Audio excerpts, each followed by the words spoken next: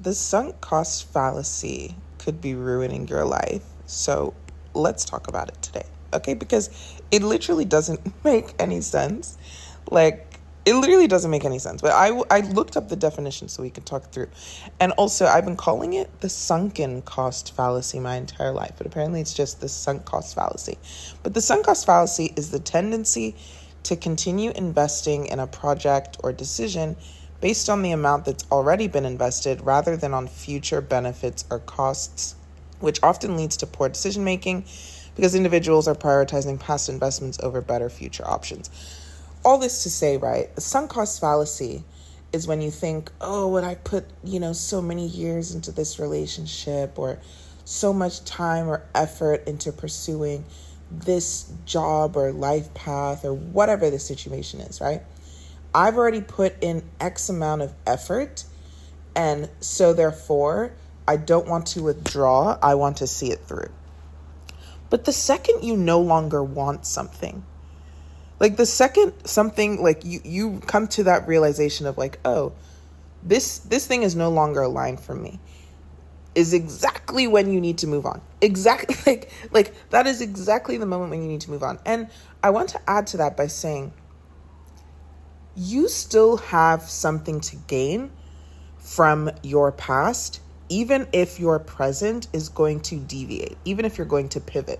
I've been speaking to people recently about like founders and entrepreneurs who like raise capital for their businesses, and just learning more about like the venture capital world, where like they will really give you money for ideas that don't even fully exist yet because they're investing kind of in the person.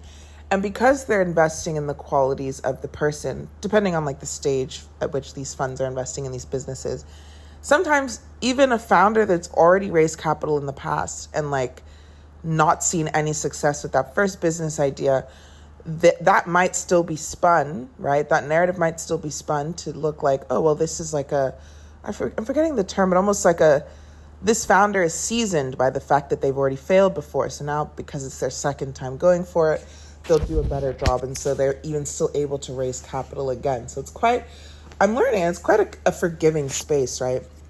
But it's like taking that back to the sunk cost fallacy. I think sometimes part of the reason why people get attached to their past efforts in a certain endeavor, their past commitment and investment in a relationship or whatever it is, and then they struggle to move away from it, especially if the new path they're going on seems completely different, which if you know me, I'm the queen of a deviation girl. Like we're walking the trail, but then we see that we can turn right. I'm turning right. Like let's whatever, okay? Let's switch it up, okay? Directionally when it comes to life. I never cared. But it's like part of why I think people struggle to do that is because they think they're leaving all of it behind. Like all of it behind. So it's like, I gain nothing from all of that previous effort now. But the same way a founder or an entrepreneur, whatever it is, learns things from their first failed business, even in a second business that has nothing to do with like the industry offerings, anything of their first business, you still learn from your past, even if your present is totally different. I think people would be shocked to understand just how like cross-functional a lot of their learnings are. Like any habit learned in one space, you'll be shocked to see that because the thing is, you are the asset, not the actual thing, like not the actual career field. You are the asset. So whatever you spend your time doing, whatever activities you're doing, whatever you're learning in your relationships, you are the asset. So think of it as this activity has sharpened me in this particular way. Ultimately, I'm still a very sharp knife. It doesn't matter what was used to make me a sharp knife. I'm still a sharper knife having lived through that. So if I go and cut, a piece of bread or cake next, because I'm in the mood for cake instead of cutting through bones and wood, right? Like I'm still a sharper knife having learned how to cut those things. Even if I decide to pivot and cut into something sweeter, and I made it a switch to something sweeter because that's what you are now craving, right? What you want is different. So you are still benefiting from the learnings of that past endeavor. And then going back to the sunk cost fallacy in general, right? Like, if you have been spending the last year building a boat, and then today you realize, like, I'm not really interested in the ocean. Like, I actually don't want to be out on the ocean. You can continue spending the next 3 months, 6 months, years, whatever, continuing to finish your boat, right? Because it's like, but I already started building this boat. Like, I have to see it through. You already know definitively that you don't want to be out on the ocean for whatever reason, right? What use to you is a boat? It could be the most perfect, fantastic, incredible boat, but you don't want it. You literally don't want it. So yes, the best time to have realized you didn't need a boat anymore would have been a year ago before you started building this boat from scratch. But the next best time to like abandon ship, to, pun intended, I suppose. The next best time to abandon ship is now, because like you only know now, like, and you can't beat yourself up for what you didn't know in the past. I think that's also something that helps me always feel like comforted, or helps me stay in the present with my decisions and not be mean to my past self, because your past self doesn't know what you know now. Like, hindsight is 2020. So if I punish a past version of me, in my head, by the way, because she doesn't even exist anymore, like she only exists within me because she made me who I am. But it's like, if I punish her for making decisions based off of what she knew about herself at the time, based off of what she knew about her environment at the time, if I punish her for making those decisions now, it's like, that's not, first of all, it's not fair. Second of all, it's not productive, because again, nothing I say or do can harm her. I can't really hold her accountable. I'm really just being mean to myself and teaching myself, like teaching my brain that I don't trust my own decisions. And then in the present, when I go to make decisions, I'm always going to be wondering, what's future me going to be talking shit about this decision, because I talk mad shit about past me, about her decisions. But you can only do what's best for you in that slice of time, in that moment of time. So you can't ever fault yourself for decisions you've previously made, because you made them under whatever certain circumstances made sense at the time. And you have to forgive yourself for that. That doesn't mean you made perfect decisions. That doesn't mean you'll never be like irritated at like, I just wish it went a different way. But like, yeah, you can wish and wish and wish all you want, but you can't do anything about it. And frankly, the more energy you spend retroactively like criticizing yourself, like grading yourself on a rubric that student, right, or that past you didn't even have access to or dream of being graded upon, so they couldn't excel at the test because they didn't know what the freaking rubric was. You're being all mean to them, and you can't even focus on what you can do in the present moment to make the most aligned decisions, and hopefully not find yourself in another situation where a year from now you spent a year building, what was the first analogy? A boat. Next time you spend a year building a plane and then realize you're scared of heights. Like, no. So it's like, you want to focus on the present moment and making the most aligned decisions. And you don't have to feel guilty for the time you spent working on something that was not aligned for you, or something that you've not changed your mind on, because you still have everything to gain from that experience, because it's your experience. It's your experience. And open yourself up to the idea that the learnings of that experience, no matter what it is, will still be applied. None of those things are lost. All of those things honed you and sharpened you, made you the person you are today, gave you a unique perspective that is still extremely valuable. And so why would you shame yourself for having this new, awesome, unique perspective, even if it was made during times that were difficult, which might be the reason you're turning away, or even if it was made during an experience that's no longer aligned with the path that you want to go in? Frankly, you wouldn't have even maybe discovered the path that you want without first going through the fire, or first going through that experience that showed you what you didn't want. Like, I recently have made friends with someone who's just really young and just doesn't really know what they want for themselves. And I think sometimes people can feel that Russian pressure to like pick something and be super passionate about something from the jump. Like, not everybody dreams of labor, you know? So this is someone who they're not really sure what they want with their life and which path to take. And all these people from different directions are asking them like what they want to do. And they really don't have a good answer. And I was just advising them, it's like, if you don't know what you want, then you should just be a sponge, especially if like we're thinking in like a professional sense. If you don't actually know what you want for yourself professionally, then you should be a sponge, because the more you expose yourself to, the more you'll learn. Like, when they ask me to do this kind of task on the job, it's not my favorite. When I do this kind of task on the job, it really lights me up. This particular kind of thinking I find more exciting or compelling than this kind of thinking. So you're going beyond just learning what you're good at and what you're bad at, because what you're good at may not actually be what you enjoy. I think there's sometimes like that conflation of, well, if you have this talent, it must be also what you really, really enjoy. I'm excellent at chemistry when I took the subject in school, and it was still the one subject in school I did not find interesting. So it's like, you can be talented at something and still not like it. So when you're not really sure the path that you want for yourself, you're just collecting data points. That's what I mean by be a sponge. You're collecting data points, because the more you expose yourself to, the more you can form an opinion.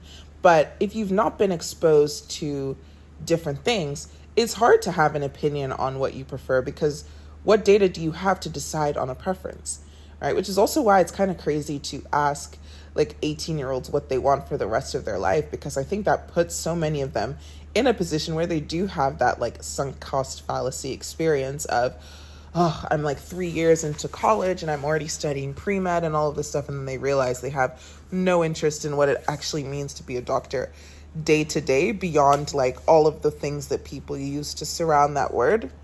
It's like, yes, you can be a doctor and want to help people and be in the medical field, but like, do you enjoy like sitting under fluorescent lighting day in and day out, going in and out of patient rooms, like the actual activity of being a doctor, which of course for some doctors it looks different, maybe you're a surgeon or whatever it is. The actual activity of being a doctor, is that specifically what you enjoy? Because if you enjoy helping people, there's a lot of other ways to help people. But you might invest several years into studying pre-med, and then maybe do an internship and shadow a doctor and see what their life is actually like, and be like, oh my God, this is hell, right? And then you'll be feeling like, oh my goodness, well, I already spent this many years. It doesn't matter. The world is your oyster. Let's switch. Okay? So anyways, and of course, keeping in mind, like, whatever your personal circumstances are. But I think ultimately the goal of this episode was to get through to you the idea that nothing is ever lost, and like nothing is ever done in vain. I actually don't even like believe in that statement. And I think we've spoken a bit to like the career examples, but I do keep pointing out like how like relationships, but I've not explained that dimension. Even loving the wrong person for a really long time, like, or being in a relationship that you find out is wrong for you for a really long time. And I think sometimes people will actually figure out sooner rather than later that someone is probably not a perfect match for them, but they ignore it because there's chemistry or there's feelings involved, or they just feel that emotional entanglement. And by the time you actually end the relationship, whether they ended it or you end it, then now you're looking back on how much time you've quote unquote lost with this person. But even when we put this like episode's learnings onto the idea of romantic partnership or even friendship, you also don't lose there. Like the same way I think we spoke on an episode recently, like the lover never loses, because you were learning how to love. You were learning how to love another person. You were learning your capacity for love, right? Because sometimes people feel like, oh, well, I just love them so deeply, and what did I get out of it? And just feeling bad because you felt like it was wasted on this person. But it's like, no, you learned your capacity to love. You learned what it looks like when you invest in another person, now you know that you can invest all of that love and pour all of that back into yourself. So many, I feel like, women, when they've like over invested in the wrong person and then they like are set free from the shackles of whatever that was, they are able to like regain all of that energy, and you just see that like immediate glow up. But you can pour all of that love back into yourself. You can learn how not to lose yourself in a relationship with the next person when you do find the right person for you. You can also learn how you like to be loved, right? Like, I think one of my favorite love questions to ask people are like about their love languages, and like what are their love languages to give versus to receive, because the way you might show love to others might not actually be the same ways that you prefer to receive love from other people. And maybe being in this relationship also taught you like, okay, when people do this, this, and this, like I feel seen or heard or understood or whatever it is, and I feel valued and prioritized, and like these are the things that I seek out in romantic partnership, or I'm looking for these particular qualities, because again, like you can be exposed to the good, and you also value, or you also have something to gain from being exposed to the bad, because all of it again is sharpening your preferences. It's also sharpening your discernment, right? So as much as I talk about discernment on this podcast, I think a large part of me getting it over time was because of bad experiences, more so than the good ones. Because I've always felt like I did have a good read on people, but I don't think people are like ready for circumstances where people are actually actively pretending with you. So when people are on their best behavior around you, then it's harder to discern what the hell is wrong with them, because they're not even showing you what's wrong with them, because maybe they have something to gain from showing you their behavior in the best light, right? So it wasn't until people's facades, like not even facades, but like it wasn't until people cracked sometimes that I was able to be like, oh my gosh, I didn't expect to have to be discerning in that particular way.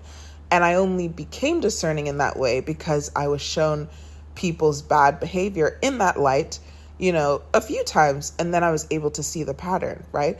But that even the skill set of discernment in my like platonic relationships, or just like navigating the world, knowing when, because for me, I tend to have kind of like a polarizing energy. So I used to not be able to like understand why it was happening or when it was sometimes happening. And I know sometimes for people, like if you're really like bubbly or cheerful or whatever, people can just think you're annoying. So I think I used to just kind of flatten the perception of like what I was experiencing to like, oh, well, maybe I'm just a bit too cheerful for this person who's more on the chill side, whatever.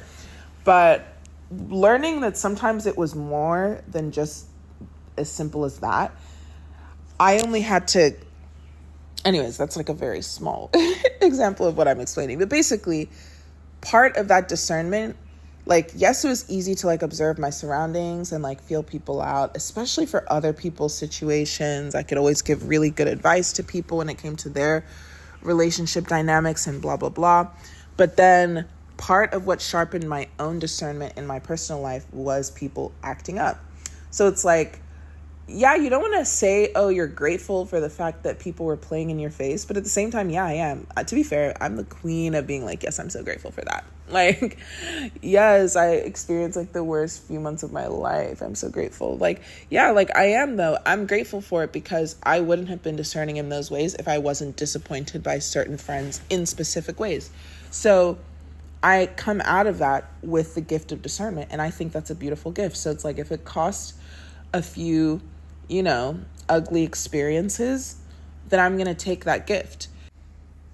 And the same works for you and all the things that apply to your personal sunk cost. It wasn't a sunk cost, because that sunk element implies that it's lost, it's wasted, and nothing was wasted. Even if it was ugly, or even if it's painful to let a previous effort or investment go, you are going to bigger and better places. And ultimately, it's a gift. And the gift is you and who you are today and what you know now. And you could not know what you know now to make this informed decision that's making you want to go in a different direction if you hadn't already come all the way down this path. There's no way to skip to this point in the hike or the trail. I love that I'm using like hiking analogies because, like, God forbid, I'm so not an outdoor person. But you couldn't have gotten to that point in your trek. Like, you just couldn't have. You can't skip to that point and then make a decision on the direction you want to go. You first have to walk and get here. And now you've seen what you wanted to see. You know what you know now. And then you can decide which path you want to take. But ultimately, the gift is you. The gift is what you know now. The gift is that you've sharpened yourself. You've sharpened what to look out for. Your mind has gained in a certain way. Your heart has opened in a certain way. And all of these things are protecting you for the next thing you drop an investment into. And you're going to do it in better and better and better ways, no matter what it is. Career, professional, personal life, romance, relationships, whatever it is. You will walk away from that with the gift of the learnings. So don't feel bad about a little pivot, baby. Okay? Don't ever feel bad about a pivot. It's the best thing you can do, and it's so much fun. And once you give yourself permission to literally do whatever you want, life is so fun. And I can tell you that because I've been doing it. I've been doing it my whole life. Like, don't let anyone tell you what you can and cannot do, okay? Like, if you ever, breach an idea to a friendly new face or a friend or whoever it is, and they start being a Debbie Downer, of course, you want constructive criticism. But if you can tell their criticism is just coming from a place of they wouldn't allow themselves to think that big, then, that should be the last time they hear that idea. You can show it to them. You can show it to them once it's a success. You need to find other people to lean on. But anyways, yeah, that's all for today. I love you guys so much. I don't know what episode we're on. We might be getting close to episode 50 if this isn't episode 50, which it actually might be. So that's really cool. And I know for a fact my mom has listened to like every single episode, so shout out to her. Love her so much. And don't forget to follow the pod.